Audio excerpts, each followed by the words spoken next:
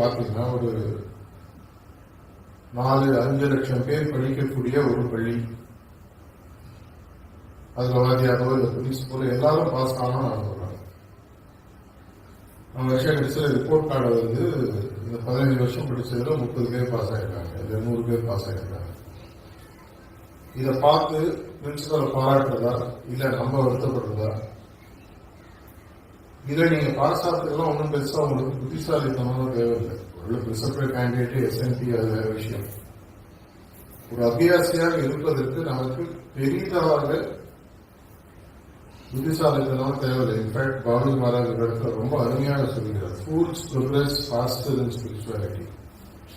முட்டாள்கள் ஆன்மீகத்தில் இன்னும் வேகமாக முன்னேறுகிறார்கள். ஏன்னா அவங்க எந்த விதமான சந்தேகமும் கேள்வியும் கிடையாது, செய்யலாம் செய்யலாம்.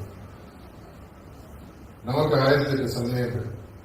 இதனாலதான் சைல்ட் மேரேஜ் பலமுறை சொல்றாரு, இந்த சிஸ்டமையோ இல்ல குருநாதரையோ நீ பரிசோதனை பண்ணணும்னு சொன்னா சிஸ்டம்ல சேர்றதுக்கு முன்னாடி